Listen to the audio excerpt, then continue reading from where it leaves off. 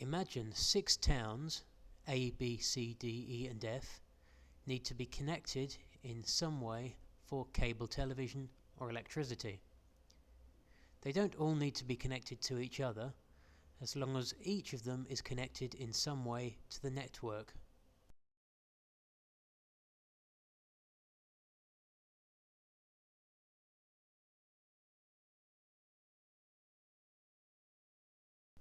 The network of arcs which connects nodes in such a way is known as a tree because of its branch-like structure.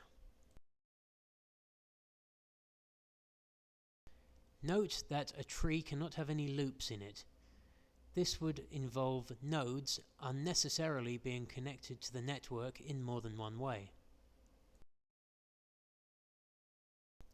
Our aim is to find the shortest connecting network, known as the minimal spanning tree. To do this, we can use an algorithm known as Kruskal's algorithm. We are going to use this algorithm to find a minimal spanning tree for the network shown here.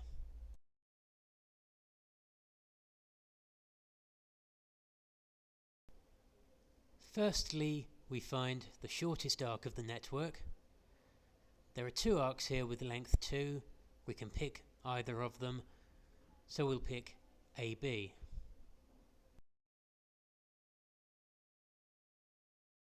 We now look for the next shortest arc, which is of course the other 2 between E and D. And because nodes E and D have not yet been linked, we include this arc in our solution.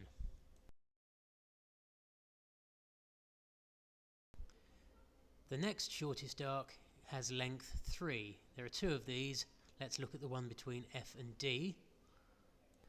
Since a route between F and D has not yet been created, we can include this arc in our solution. And by the same reasoning, we can include the arc which has length 3 between F and C. The next shortest arc is the 4 between E and F. But we already have a route from E to F, that is to say, via D, in our solution. Similarly, the next shortest arc after that is between C and D, but we already have a route between those 2. But we don't yet have a route which connects A to F, so we can include this arc in our solution. Now that we have connected the 6 nodes with 5 arcs, we have obtained a tree connecting every node to the network. This is a minimal spanning tree. That is to say, it has the shortest length possible.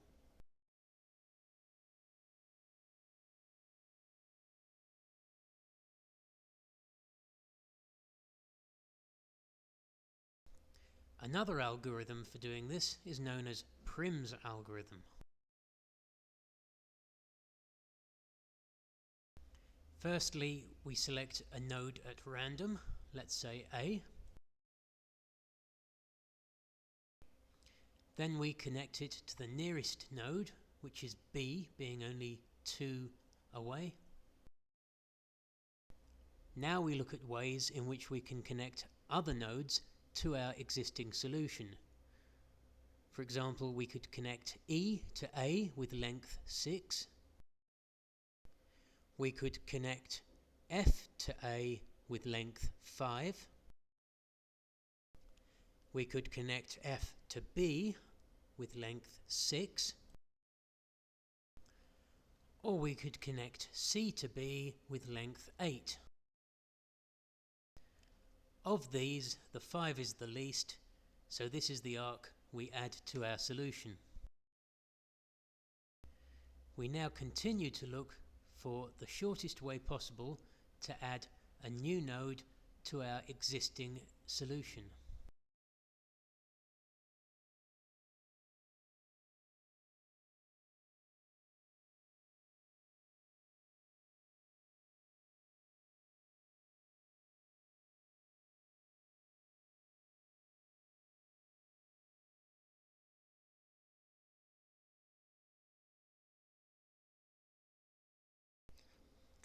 Having connected all of the nodes, we now have a minimal spanning tree.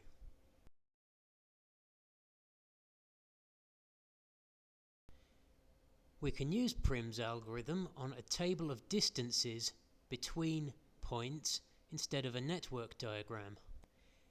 This table shows the direct distances between particular nodes. If there is no direct route between two nodes, for example between A and C, then the distance is shown as infinity. Note also the symmetry in the table. Distance between A and B is the same as between B and A. The first step in the algorithm is to select a row and delete it. This can be any row, it's just a random choice. For argument's sake, let's delete row F. We now select the column for the row that we have just deleted.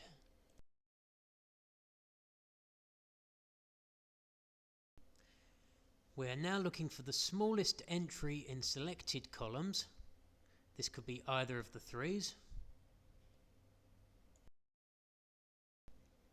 And we delete the row that this appears in. Having deleted row C, we now select column C. The next stage is to look for the smallest entry in selected columns, and it's very important to remember that we are looking for the smallest entry in all of the selected columns and not just column C, which we selected last. And this is the 3, once again in column F.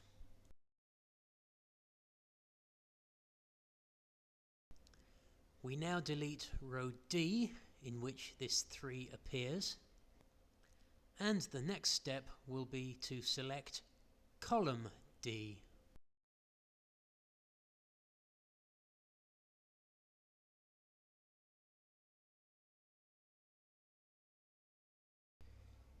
The smallest entry in selected columns is the 2 in row D, so we select this entry and delete its row. Having deleted row E, we now wish to select column E.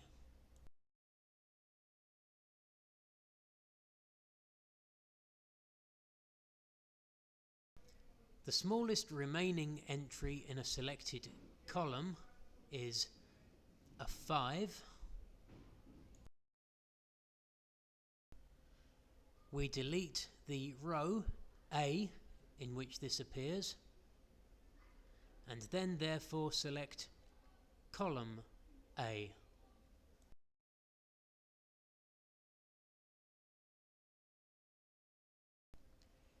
Two is the smallest remaining entry in a selected column, so we select this, and deleting row B, we have attained our solution. Our solution consists of the routes between nodes highlighted in our table,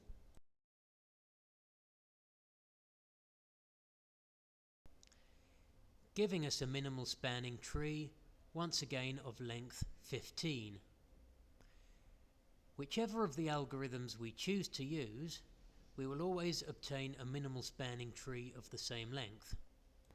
This will not, however, always necessarily be the same tree, as there may be more than one possibility.